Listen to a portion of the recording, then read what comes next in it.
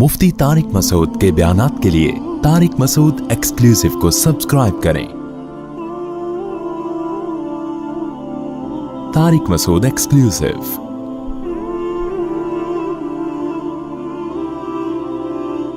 अल्लाह ने रिस्क का वादा किया है, रिस्क में सिर्फ खाना पीना दाखिल नहीं है, जरूराते जिंदगी के तमाम लवाजिमात रिस्क में दाखिल है। अल्लाह जो बच्चा पैदा होते ही माँ की छातियों में दूध पैदा करता है ना, ये बताने के लिए नहीं कि मैं सिर्फ दूध पैदा करता हूं, ये एक सिग्नल है, ये एक साइन है, ये बताना है कि इस वक्त इसको सिर्फ दूध की जरूरत है। तो ऐसा खानदानी दूध पैदा किया कि इससे बेहतर दूध नहीं हो सकता।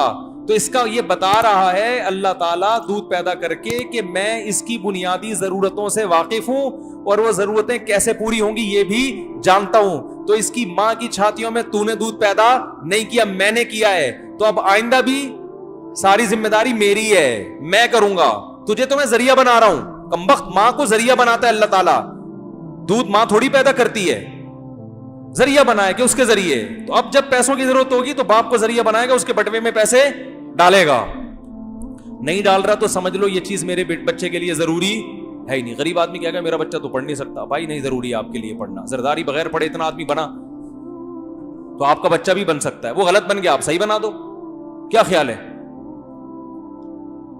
तो ये एजुकेशन को भी जो अजाब बना दिया है ना, मुसल्लत कर दिया है, ये खुद मगरिब का एक थोपा है हमारे सर पे।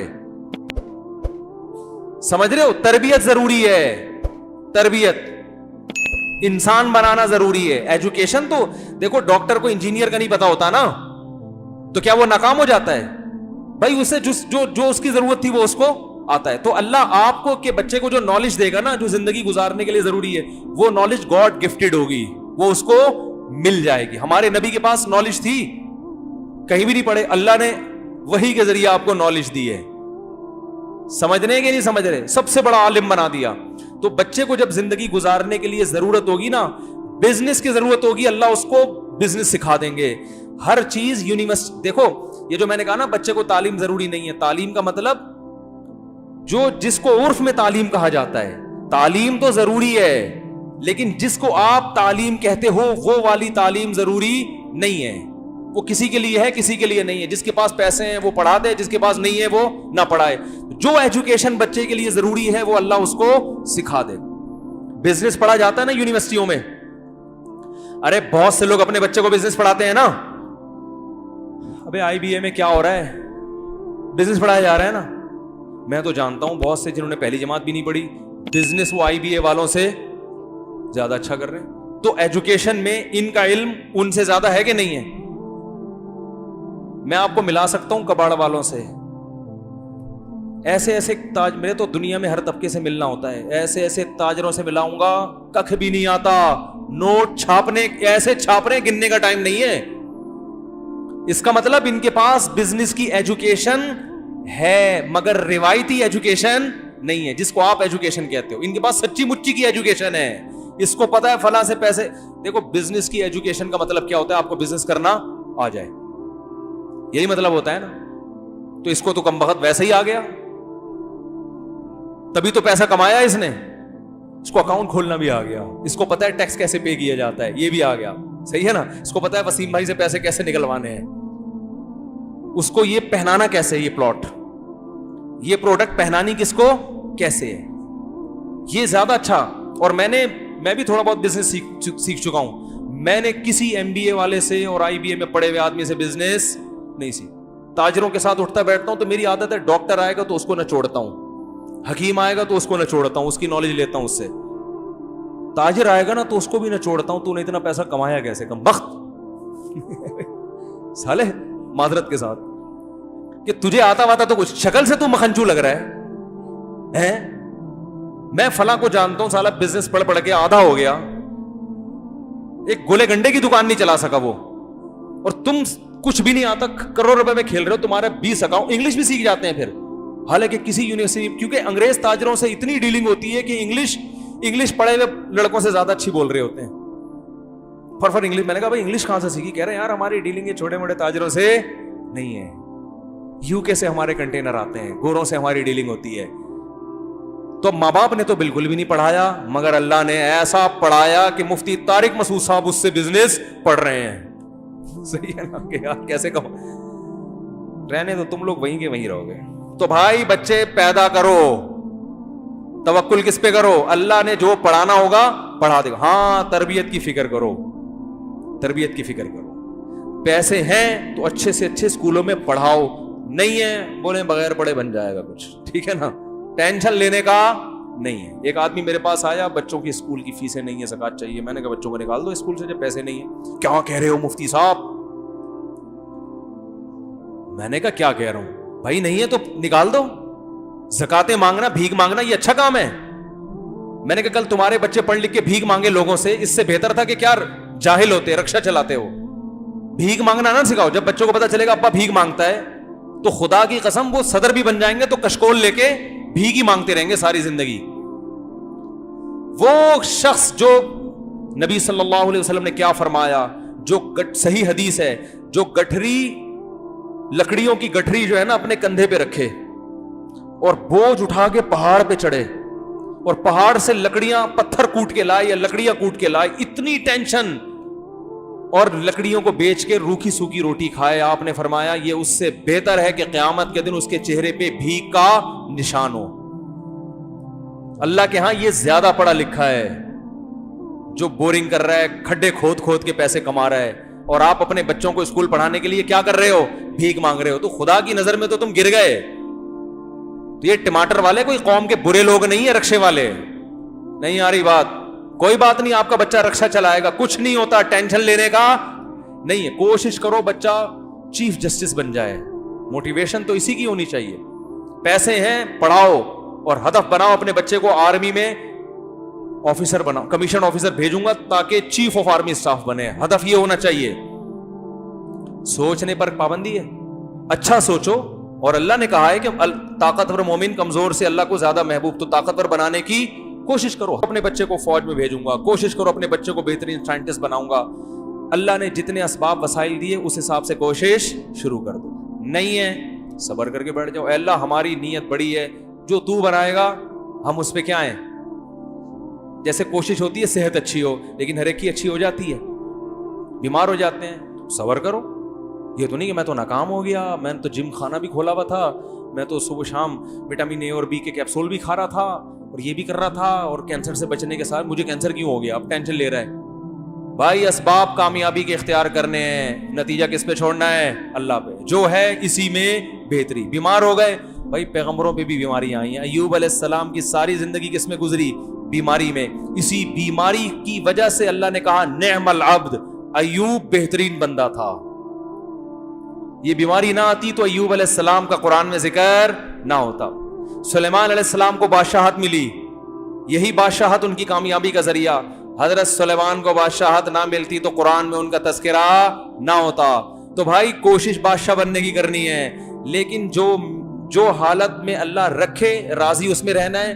صبر یہ کرنا ہے کہ بھائی اگر میں صحت کی کوشش کر رہا تھا نہیں کامیاب ہو سکا, بیماری ہے, تو اللہ نے ایوب علیہ السلام کو بیماری میں کامیاب کیا. اللہ مجھے اسی بیماری میں بولو بھائی نوازے گا.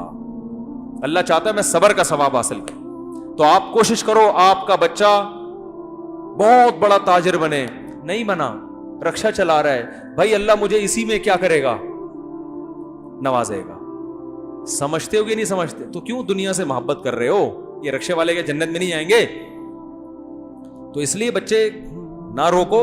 قرآن کہہ رہے لا تدرون ایہم اقرب لکم نفعا, تمہیں پتہ نہیں کون سا اس میں تمہارے لیے نجات کا ذریعہ بن جائے, کون سا تمہیں فائدہ پہنچائے. سارے بچوں کو پڑھا لیا, کوئی کام نہیں آئے. ایک جو ان پڑھ تھا نوٹ وہ چھاپتا ہے ٹھیک ہے نا, جس کو آپ سمجھ رہے تھے کسی کام کا نہیں. وہ ایک صاحب نے جو ہے نا اپنے بچے 3-4 بچے تھے, ان کے تعارف کروا رہے تھے, یہ میرے بچے سے ملیے, یہ انجینئر ہے, فخر ہے, ان سے ملیے, یہ ڈاکٹر ہے, ان سے ملیے, یہ سائنٹسٹ ہے, ان سے ملیے, یہ چور ہے.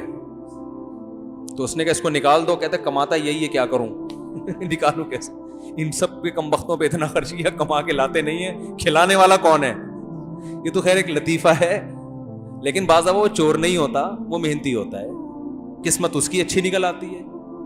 تو یہ اگر آپ کی محنت سے پیسہ ملنے والا ہوتا نا میرے بھائی, تو امام شافعی یہ شعر نہ کہتے لو کان بالحیل الغنا لوجدتنی بنجور اقطار السماء تعلقی.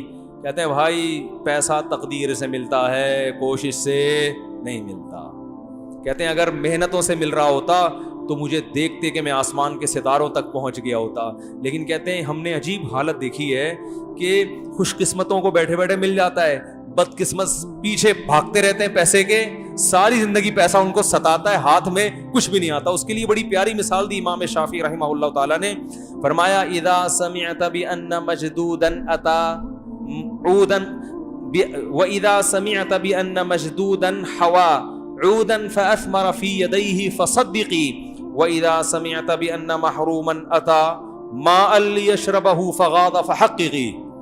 کہتے ہیں اگر تم کبھی سنو نا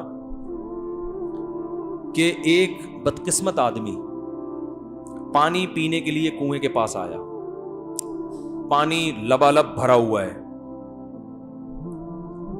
بندہ کیا ہے اللہ نے اس کی قسمت میں رکھا ہے کہ پانی اس کو نہیں ملے گا. وہ کنویں کے پاس بھی آ گیا، کنویں میں پانی بھی کیا ہے بھرا ہوا ہے، لیکن اللہ نہیں چاہتے. تو تم نے سنا کہ پانی اس کو دیکھتے ہی نیچے چلا گیا، ٹھیک ہے نا. تو کبھی ایسی خبر سنو نا تو تصدیق کر دیا کرو، یہ کوئی اچھمبے کی بات نہیں ہے، ہوتا ہے ایسا. سارے وسائل ہوتے ہیں، پانی پھر بھی نہیں ملتا. پانی دیکھ کے غائب ہو جاتا ہے، بولتا میں تو آیا ہوا تھا لیکن تیری قسمت میں ہوں نہیں، میں جا رہا ہوں، ٹاٹا، ٹھینگا دکھاتا ہوا جاتا ہے پانی. تو کہہ رہے ہیں ایسی خبروں پہ یقین کر لیا کرو، یہ کوئی اچھمبے کی بات نہیں ہے، بدقسمتوں کے ساتھ ایسا ہوتا ہے.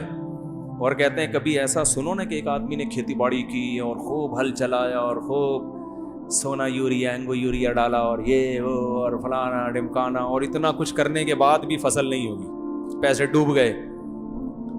لیکن ایک آدمی نے کیا کیا، ویسے ہی لکڑی ہاتھ میں پکڑی اور اس نے وہیں پھل دینا شروع کر دیا. کچھ بھی نہیں، نہ ہل چلائے نہ کھاد ڈالی. وَإِذَا سَمِعْتَ بِأَنَّ مَجْدُودًا حَوَا عُودًا فَأَثْمَرَ فِي، ہاتھ میں ہی پھل دینا شروع کر دیا. صدقی، بول دیا کرو ایسا بھی ہوتا ہے، کوئی اچھمبے کی بات نہیں. ایک مثال سے سمجھایا. بعض لوگوں کے پیچھے دولت بھاگتی ہے، وہ کہہ رہے ہیں پتہ نہیں کہاں سے آ رہا ہے، ادھر سے بھی آ گئے ادھر سے بھی آ گئے، آج وہ پلاٹ بھی بک گیا، آج وہ بھی کاروبار ہو گیا، وہ بھی ہو گیا. برس رہے ہوتے ہیں نوٹ، سمجھ میں نہیں آ رہا ہوتا یار یہ ہو کیا رہا ہے. ٹھیک ہے نا. جس بزنس میں ہاتھ ڈالیں، ہمارے ایک جاننے والے ہیں بینک میں، اسلامک بینک میں، تو ان کا ٹرانسفر بہت ہوتا رہتا ہے. تو میں نے کہا یار یہ کیا عجیب، کبھی ادھر ٹرانسفر کبھی ادھر، ہیں بہت بڑی پوسٹ پہ. کسی نے کہا یہ جس بینک جو نہیں چل رہا ہوتا نا ان کو وہاں بھیج دیتے ہیں، وہ چلنا شروع. کیا ان کے ہاتھ میں برکت ہے. جو برانچ نہیں چل رہی ہوتی نا وہاں ان کا ٹرانسفر ہوتا ہے اور وہ پہیے لگائے بغیر دوڑنا شروع کر دیتی ہے. سمجھ رہے ہو کہ نہیں سمجھ رہے؟ تو ایسا بھی ہوتا ہے کہ آپ رزق آپ کو تلاش کر رہا ہوتا ہے اور بعض دفعہ جو کام کرو نہیں ہو رہا. تو یہ کس کے ہاتھ میں میرے بھائی؟ اللہ کے. تو اس کا مطلب جس کے پاس رزق کے دروازے کھلے ہوئے نہ وہ اترائے کہ اللہ مجھ سے خوش ہے، نہ اس خوش فہمی مبتلا نہ ہو. اللہ آپ کو دے کے آزما رہا ہے. اللہ کیا کر رہا ہے بھائی؟ کھلا کے آزما رہا ہے. اور جو ہر کام میں ہاتھ ڈالے کام نہیں ہو رہا وہ ٹینشن میں نہ آئے، وہ یہ نہ سمجھے مجھ پہ کسی نے سفلی کر دیا ہے، جادو کر دیا ہے، میں فلاں عامل کو دکھاؤں گا اور جادو ہے اور یہ کروانا فلیتے پلیتے. نہ بھائی، اللہ آپ کو آپ سے چھین کے آزما رہا ہے. جس کو اللہ نے دے دیا وہ بھی مرے گا اور آپ بھی قیامت کا اعلان کر کے نہیں جاؤ گے. آپ کا بھی انا للہ ہونے. قبر میں جانے کے بعد بغیر جیب، جس کا پلاٹوں کا کروڑوں کا بزنس تھا وہ بھی ایک فائل بھی اپنے ساتھ لے کے نہیں جائے گا. ارے جس کا جو اونر تھا، جو ریاض ملک ہے، وہ نہیں لے کے جائے گا تو جس کے بحریہ ٹاؤن میں پلاٹ ہے وہ کہاں سے لے کے جائے گا؟ ہے بھائی، جو اونر ہے وہ کفن میں جیب کے بغیر جاتا ہے کہ نہیں جاتا؟ تو یہ سوچ لیا کرو بھائی، یہ کون سا جو ہے نا قبر میں ساتھ لے کے جائے گا. تو بھائی لے کے بھی اللہ آزما رہا ہے اور دے کے بھی آزما رہا ہے. تو بچے پیدا کرو، نسل مت روکو، ٹھیک ہے، اللہ پہ توکل کرو. اور رپورٹ پتہ ہے کیا ہے کہ بڑھے گی نسل تو اللہ کی طرف سے رزق کے دروازے کھلیں گے نہیں، ٹوٹیں گے. صحیح ہے نا؟ کھلیں گے نہیں. قرآن کے بعض الفاظ بڑے عجیب ہیں. ایک عرب عالم نے بڑی پیاری بات لکھی. عرب کیا کرتے تھے, بچے کو غربت کے خوف سے قتل کر دیتے تھے, کیونکہ وہ ماں کے پیٹ میں حمل ضائع کرنا جانتے نہیں تھے نا.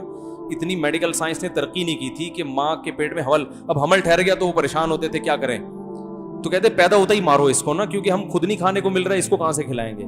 تو قرآن نے کہا نا نا نا, نحن نرزقکم وإیاہم, ہم تمہیں بھی رزق دیں گے اور اس کو بھی.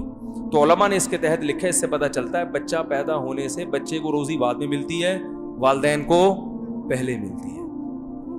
اللہ نے کہا ہم تمہیں بھی دیں گے اور بولو ان کو بھی دیں گے. تو اللہ پہ توکل کرنے والے ہونا چاہیے بھائی مسلمان کو. تو یہ نہ جاؤ, اور پھر دل بڑا ہوتا ہے یار انسان کا جب وہ اللہ کی طرف سے روزی آتا ہوا دیکھتا ہے, اور توکل بڑھتا ہے. اور یہ جو کہتے ہیں نا میرے اتنے بچے پھر بھی غریب, یا تو یہ کمبخت اپنی حرکتوں کی وجہ سے غریب ہے. فوکس بچے پیدا کرنے پر کیا اس نے, کمانے کو فوکس بولو بھائی کیا ہی نہیں. وہ تو ہو, کمانا بھی تو ہے نا, کوشش بھی تو کرنی ہے, یہ ذمہ داری تو پوری کرو. سمجھ میں نہیں آ رہی بات. تو ایک ہے رزق, کمانا بھی ہے, محنت بھی کرنی ہے, اللہ رزق کے دروازے کھولے گا, کیونکہ اللہ اس کنویں میں پانی زیادہ دیتا ہے جس کنویں سے لوگ زیادہ سیراب ہوتے ہیں. اس کا پانی تازہ بھی رہتا ہے, اور کنویں سے پانی سے لوگ سیراب ہونا بند ہو جائیں تو کنویں کا پانی سڑ جاتا ہے. ٹھیک ہے. دوسری بات تربیت کی, لوگ کہتے ہیں تربیت نہیں ہوگی, تو بچوں کو بگڑنے مت دو, خود ہی تربیت ہو جائے گی. بگاڑنے کی کوشش نہ کرو. ہر بچہ نیک پیدا ہوتا ہے, حدیث میں آتا ہے, جب نیک ہے تو وہ تو نیک ہی بنے گا نا. ماں باپ بگاڑ رہے ہیں تو بگاڑو مت ان کو, ماحول برا مت دو. سمجھ رہے ہو, نگرانی کرو, کوئی چرسیوں میں تو نہیں اٹھ رہے بیٹھ رہے, غلط لوگوں میں تو نہیں اٹھ رہے بیٹھ رہے, ایسی جگہ مت رہو جہاں چرسی ہیروئنچی رہتے ہوں. شرابیوں میں رہو گے پھر تو ایک بچہ ہوگا وہ بھی بگڑے گا, اچھے لوگوں میں رہو گے تو 10 بھی ہوں گے انشاءاللہ اچھے بنیں گے. تو یہ ہے تربیت کا مطلب. اور بچے زیادہ ہونے سے تربیت آسان اس لیے ہوتی ہے کہ وہ خود ایک دوسرے کی تربیت کر رہے ہوتے ہیں. بہن بھائی جتنا ایک دوسرے پہ نگرانی کرتے ہیں ماں باپ نہیں کر سکتے. میرے اوپر بہن بھائی نہ ہوتے نا تو میں مولوی طارق مسعود نہیں بنتا, میں آج یہاں بیٹھ کے بیان نہیں کر رہا ہوتا. سمجھ رہے ہیں, میرے تو اوپر بہن بھائی تھے, بہت نگرانی کی انہوں نے, پڑھایا بھی ہے, نگرانی بھی کی ہے, کہاں جا رہا ہے کہاں. ابا کو تو بیچاروں کو تھوڑی پتا ہوتا ہے نئی نسل کی حرکتیں. ارے ابا تو بیچارے, ان کو نئی جنریشن کی شرارتیں پتا ہوتی ہیں. ابا کو بیوقوف بنانا آج کل آسان ہے, ابا تو پرانے زمانے کے, ان کو تو پرانی چیزیں, نئی لوگوں کی شرارتیں نہیں ہوتی ہیں نا. بھائیوں کو پتا ہوتا ہے کہ مارکیٹ میں کس قسم کی 2 نمبریاں چل رہی ہیں, وہ بھائی بھائی بھی نگرانی کرے گا. سمجھ میں نہیں آ رہی بات. تو یہ بہت سارے, یہ پورا ایک سسٹم ہے بھائی, اللہ نے ایک نیچر کا حصہ ہے, یہ ایک دوسرے کو ایک دوسرے پر نظر رکھتے ہیں, تربیت کرتے ہیں. تو اس کا یہ مطلب نہیں کہ میں دعویٰ کروں میں بہت اچھا ہوں. آپ کہیں ان کے بہن بھائی تھے تو بہت اچھے بن گئے, وہ تو اللہ ہی جانتا ہے, لیکن آپ کے لحاظ سے تو آپ کا خیال میں تو اچھا ہی ہوں گا نا, تبھی تو آپ بیان سننے آئے ہیں. تو آپ کے خیال کے مطابق, باقی ہم کیا ہیں تو اللہ ہی بہتر جانتا ہے. میں کیوں بتاؤں میں کیا ہوں, میں کیوں بتاؤں میں کیا ہوں. اگر میں برا ہوں تو اللہ جانے بھائی, میرا اللہ کا معاملہ ہے. اگر میں اچھا ہوں تو کس کا معاملہ ہے, اللہ ہمارا معاملہ ہے. اور دعویٰ کیوں کریں بھائی ہم, کیونکہ دعویٰ کریں گے تو اچھے ہو نہ ہو اللہ کی نظر میں بہرحال برے بن جائیں گے. تو خیر رپورٹ یہ تھی کہ تربیت بھی آسان ہے, بچے خود ایک دوسرے کی, میرے جس گھر میں زیادہ بچے ہیں وہاں میں مجھے ٹینشن کم ہے, سب خود ہی ایک دوسرے کی نگرانی کر رہے ہوتے ہیں. ٹھیک ہے نا, کم ہوتے ہیں تو والدین پر بوجھ آتا ہے. ہاں اکٹھے پیدا ہو جائیں نا 10 پھر ٹینشن ہے, اکٹھے ہوتے نہیں ہیں. جب 10واں ہوتا ہے تو پہلا وہ جوان ہو کے باپ کے کاموں میں ہاتھ بٹا رہا ہوتا ہے, سمجھتے ہو. تو برساتی مینڈک تو دھڑا دھڑ اکٹھے پیدا ہوتے ہیں نا, اس میں یہ تھوڑی ایک مینڈک پیدا ہوا تو پہلا والا بڑا ہو چکا ہے. بچوں میں ایسا نہیں ہوتا, ایک پیدا ہوتا ہے تو پہلا والا بڑا ہو چکا ہوتا ہے, وہ بچہ رہا نہیں ہوتا. 10 بچے کسی کے ہوتے ہیں نا, جب جس نے کہا تھا میرے 28 بہن بھائی ہیں, 28 بچے میرے ابا کے, تو وہ چھوٹے چھوٹے تھوڑی ہیں. ٹھیک ہے نا, وہ سارے جوان ہو چکے ہوں گے, بیٹیوں کی شادیاں ہو چکی ہوں گی. ہمارے ایک جاننے والے تھے, ان کے ماشاءاللہ وہ 23 بہن بھائی, اب 30 ہو چکے ہیں, انہوں نے مجھے بتایا تھا 30 بہن بھائی. اب کوئی سنتا تھا یار تمہارے باپ کے 30 بچے, توبہ توبہ توبہ توبہ. وہ بھائی وہ جو 30 بچے تھے اس میں 20 تو جوان ہو چکے ہیں. ٹھیک ہے نا, وہ تو باپ پہ بوجھ نہیں ہے, بلکہ باپ کو بھی پال رہے ہیں, ماں کو بھی پال رہے ہیں. ماؤں کو 3 مائیں تھیں ان کی. تو اس لیے یہ سب لفاظی, میں نے کہا نا فرعون نے کیا کہا تھا, میں بہترین بات کروں گا, حالانکہ بدترین باتیں کر رہا تھا. تو فیملی پلاننگ والے بھی لیبل کیا لگاتے ہیں, تربیت. ایکچولی اصل میں سیٹنگ اور تربیت اور عورت کی صحت, حمل روکنے کے لیے جو عورت گولیاں کھاتی ہیں, کوئی ایک گولی دکھا دو جس سے عورت کی صحت اچھی ہوتی ہو. کوئی کشتہ دکھا دو کہ یہ والا کشتہ جب عورت کھائے گی تو حمل رکے گا اور عورت صحت مند, کیلشیم بڑھ جائے گا. ساری گولیاں عورت کی صحت کا بیڑا غرق کر رہی ہیں, انجیکشن بیڑا غرق کر رہا ہے. نہیں آ رہی تو رہنے دو, جیسے چل رہے ہو چلتے رہو. 80-28 پینٹ پائیں. اس نے, وہ ایک کے بچے بہت تھے تو اس نے کہا یار وہ فیملی پلاننگ والوں نے تمہیں منع نہیں کیا, تم لوگ 30 بہن بھائی ہو, فیملی پلاننگ والوں نے, وہ آئے تھے وہ اسکول سمجھ کے واپس چلے گئے. وہ کیا سمجھ کے, یہ بھی لطیفہ غلط ہے, اس لیے کہ وہ 30 بہن بھائی جب تھے تو وہ بچوں, وہ ایک جیسی عمر کے نہیں تھے, وہ دیکھنے میں اسکول لگتا ہی نہیں. اس میں جو جوان ہوتا گیا وہ ویسے بھی گھر سے نکلتا گیا ہوگا, ٹھیک ہے نا, وہ اپنے الگ گھر بنا کے بیٹھا ہوا ہوگا, وہ اپنی شادی کر کے اپنے بچوں کو پال رہا ہوگا. باپ جب اس نے, جس کے 30 بہن بھائی تھے نا, اس نے کہا میرے والد جب گھر میں آتے ہیں تو ہٹو بچوں, ایسی عزت ہوتی ہے نا. ایک دسترخوان لگتا ہے, ابا دادا بھی بن چکا ہے, وہ بہت سی وہ دامادوں کے سسر بھی بن چکے ہیں, صحیح ہے نا, نانا بھی ہے اور بیویوں کا شوہر بھی ہے, ٹھیک ہے نا, اور باپ بھی ہے. تو خاندان میں جو اس کی ویلیو ہے نا, اس کا کوئی تصور کر ہی نہیں سکتا. ایسے چمن کے تھے وہ, تھے کیا ہیں, وہ بار بار کہیں مجھے تھے کیوں بنا دیا مفتی صاحب نے. ایسے پگڑی پہن کے کہہ رہے ہیں دسترخوان پہ بیٹھتے ہیں اور سارا خاندان لائن سے بیٹھا ہوتا ہے. تو وہ 30 اتنے نہیں ہوتے, ان میں 2-4 اتنے ہوں گے جو لیٹسٹ ورژن ہے. جو پرانے ہیں وہ تو کما کے کھلا رہے ابا کو, بیٹیاں بھی شادی ہو گئی ان کی, وہ اپنے گھروں میں, وہ بھی آئی ہوئی ہیں ملنے. عید بقرعید پہ کیا رش لگتا ہوگا, داماد بھی آتے ہوں گے. یہ بادشاہت تو اس پر ہے آپ کی, بغیر الیکشن کے بادشاہ اور سچی مچی کے بادشاہ. لیکن نہیں,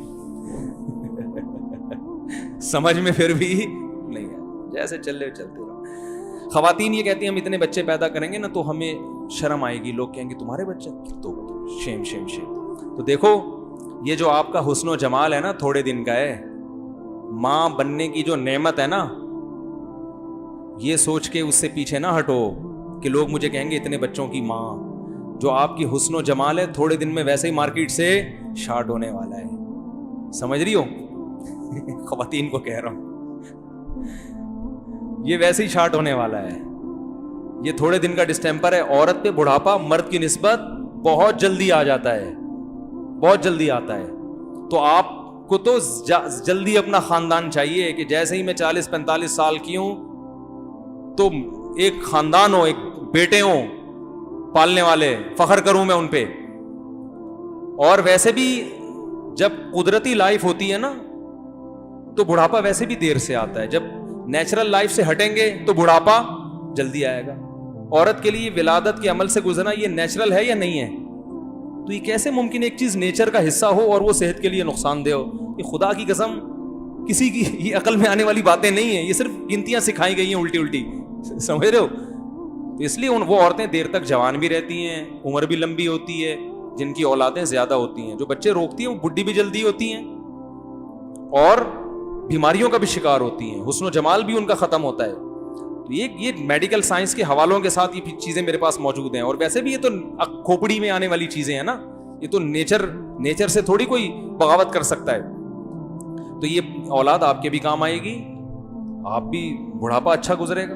اور بڑھاپے کا ٹائم بھی کوئی کم نہیں ہوتا. 20 سال تقریباً جوانی اور لڑکپن کے ہوتے ہیں, بچپنے کے. 20 سال سے لے کے بہت لگا لو 50 سال, یہ آپ کے کیا ہیں, موج مستیوں کے. 50 سال کے بعد بڑھاپا, اور وہ کب تک چلتا ہے؟ 70 سال تک چلتا ہے نا. اور اگر صحت اچھی ہو تو 80. 30 سال آپ نے نکالنے ہیں آخر, اور اس وقت آپ کو ضرورت زیادہ ہے. 30 سال اگر آپ کی اولاد ہول سیل کے حساب سے ہوگی تو بڑا اچھا ٹائم گزرے گا, نہیں ہوگی تو اچھا ٹائم نہیں گزرے گا. کیونکہ اس میں یہ پیسہ بھی آپ کے کام نہیں آئے گا, کیونکہ نہ مٹھائی کھا سکو گے شوگر کی وجہ سے, ایئر کنڈیشن میں زیادہ رہو گے تو ہڈیوں میں درد ہونا شروع ہو جائے گا, ٹھیک ہے نا. ڈرائیونگ کرتے ہوئے ہاتھ کانپیں گے, لانگ ڈرائیو نہیں کر سکتا, وہ کسی اور سے گاڑی, وہ جو گھومنے پھرنے کی عیاشی وہ سب آہستہ آہستہ ختم. تو اس وقت صرف ایک اولاد ہی ہوتی ہے جو انسان کو راحت دیتی ہے. تو اس زندگی کے لیے کچھ نہیں سوچ رہے. لیکن سمجھ میں نہیں آئے گا.